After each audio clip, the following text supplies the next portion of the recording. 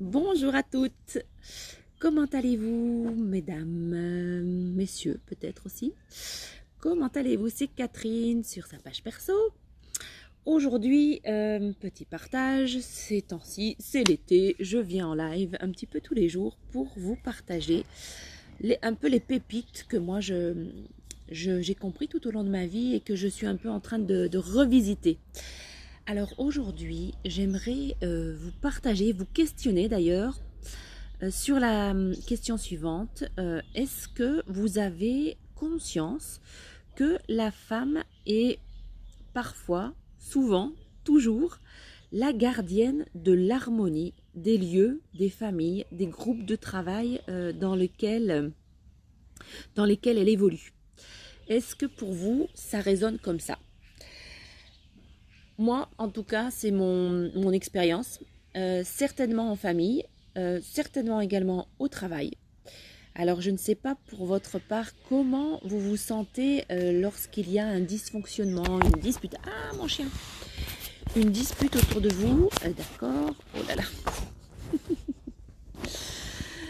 Comment est-ce que vous vous sentez lorsque les gens ne s'entendent pas très bien autour de vous? Moi, je peux vous dire que, pour prendre par exemple l'exemple de la famille, si des tensions, même pas forcément une dispute, mais des tensions ou des mots un peu trop durs ou déplacés, ou des mots que j'entends comme agressifs, eh bien, si ça se passe dans mon entourage, moi, j'ai toujours à cœur de rétablir l'harmonie.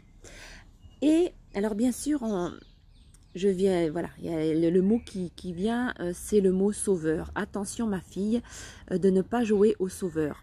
Certes, et moi je dois faire très attention à ça parce que j'ai souvent versé dans ce rôle de sauveur pour que tout le monde soit heureux, pour voilà, justement, pour que personne ne souffre, voilà. Mais là, c'est pas tout à fait ça que je... Ah, coucou Mathilde, comment tu vas? Ah, je sais que tu as emmené tes enfants à l'école et puis voilà, tu as un moment pour toi peut-être maintenant. Donc, je parlais de combien c'est important, je trouve, enfin, pour la femme, de tenir ce rôle, mais vous prenez ou vous prenez pas, si ça ne résonne pas, c'est pas grave, de gardienne de l'harmonie. Donc, moi en famille, par exemple, quand... tu es comme ça aussi, toi Mathilde. Voilà, alors l'idée c'est de ne pas effectivement plonger dans ce rôle de sauveur qui ne nous sert pas, qui ne sert pas l'autre, puisque l'autre, il faut le laisser dans sa puissance, hein, l'idée c'est ça.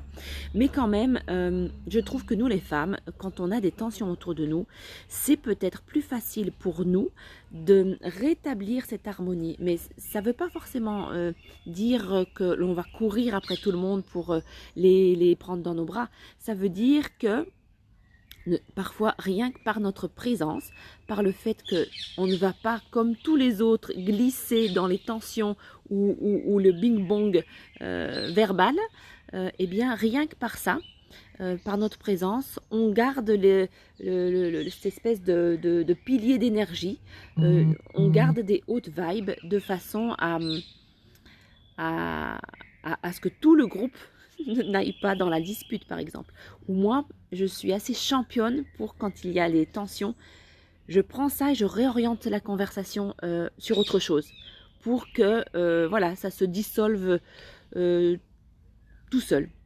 Et alors, si moi je me laisse embarquer dans une tension familiale par exemple, ou avec mes enfants, mes ados qui vont tac tac tac tac, si moi je me laisse embarquer là-dedans et que ça m'énerve, que ça vient appuyer sur mes boutons et que je monte dans l'énervement, alors là c'est la poudrière, ça explose de partout parce que j'ai autorisé par mon comportement, j'ai autorisé les autres à faire la même chose.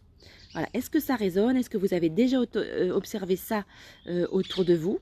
Et donc je trouve qu'il est tellement important d'avoir cette conscience-là. Et au bureau, c'est pareil. Hein. Au bureau, moi j'étais en marketing, communication, voilà, dans différentes sociétés de mon groupe. Mais combien de fois j'étais consciente simplement des luttes de pouvoir qu'il pouvait y avoir au sein de la société. Et je posais des petites questions pour essayer d'alléger les tensions, voilà, de pisser un coup, de péter un coup, de ok, tout va bien, comment est-ce qu'on peut bosser ici en harmonie? Et voilà, et je trouve que nous les femmes, du fait qu'on a cette sensibilité, cet accès plus facile à nos émotions, on sait davantage les verbaliser, nos émotions, eh bien on peut jouer ce rôle plus facilement. L'homme aussi certainement, mais je ne suis pas sûre qu'il ait accès aussi facilement que nous à ses émotions et qu'il sache interpréter voilà, les situations autour de lui aussi facilement. Par exemple, chez nous à la maison, moi je vis avec mon conjoint, mon Dieu, souvent on dit que l'homme c'est le troisième, enfin, pour moi le troisième, enfin c'est un enfant de plus. Ça c'est une vraie caricature, donc j'espère que ça n'est pas tout à fait vrai quand même. Mais cependant, quand les énervements montent, lui se fait facilement embarquer. Ça vient le déclencher, ça vient appuyer sur ses boutons à lui. Il y avait des disputes avec son frangin quand il était petit, ça vient réveiller ça. On a 50 ans, il est temps de grandir et d'être l'adulte qui se dirige à travers ses émotions et qui reste stable, lumineux, joyeux, qui ouvre les possibles pour les autres et pas en jouant le rôle de sauveur, simplement en gardant son harmonie à l'intérieur. Alors c'est sûr que ça demande un certain travail sur soi pour tout le temps aller chercher ça. Et quand on est embarqué nous aussi là-dedans, l'idée c'est de justement prendre cette opportunité de chamboulement intérieur ou de colère qui monte ou de tristesse ou de déception ou de frustration ou de se dire je suis la seule à maintenir le bateau là en place. Et oui, il faut aller visiter ça et puis regarder ce que ça fait en nous. Mais sinon, quel privilège on a nous les femmes de justement pouvoir offrir ça au monde. En fait, c'est un vrai cadeau que l'on offre au monde et c'est un vrai trésor que l'on a. C'est vraiment quelque chose de très très très très beau. Et moi pendant longtemps j'étais frustrée d'être la seule qui avait cette sensibilité là et cet objectif là de maintenir une certaine harmonie dans les lieux où j'étais. Et so what? Si c'est notre rôle, c'est beau de l'assumer, non? Sans que ce soit pesant, sans que ce soit une obligation. L'idée c'est toujours que ce soit joyeux. Voilà, donc n'hésitez pas à commenter sous la vidéo, faire un petit hashtag replay si vous voyez en replay, de façon à éventuellement partager vos expériences, comment ça se passe chez vous, dans vos familles, dans votre travail. Est-ce que vous avez ce sentiment-là d'être un peu la gardienne des lieux, la gardienne sans prétention, hein, la gardienne des bonnes relations, des relations harmonieuses, des relations joyeuses, de la joie de la journée. Chez moi, c'est super important. Voilà. Alors, ce que je voulais vous partager aussi, c'était que justement, dans ce groupe de femmes qui commencent, un des objectifs, c'est ça, c'est venir se ressourcer dans ce mastermind, ce groupe de femmes qui commence au mois de juin, de façon à, quand on va dans le monde et qu'on porte notre lumière, qui parfois vacille, n'est-ce pas? Eh bien, de façon à ce que l'on ait un lieu de ressourcement. Parce que je trouve que c'est tellement important, on joue un rôle tellement important de soutien de nos familles, de transformation de la société par notre présence, par notre joie, par tout ce que l'on est, que c'est important d'avoir des lieux de ressourcement, des groupes de ressourcement. Donc voilà, ça peut être des amis, ça peut être, je ne sais pas, votre famille quand même, ça peut être vos parents, bon. Mais moi je vous propose un groupe de femmes, cette espèce de lieu sacré là, où on a des valeurs fortes, où on sait qu'on peut se déposer, échanger, discuter, partager nos blessures, s'écouter les unes les autres et aussi se féliciter quand on peut avancer et qu'on a du succès. Alors voilà, c'est tout ça que je vous propose dans Possibilité Infinie. C'est un mastermind donc de 6 mois, c'est-à-dire c'est ongoing, c'est-à-dire que je l'ouvre et puis celles qui rentrent, je leur demande de rester 6 mois pour qu'elles soient portées pendant autant de temps.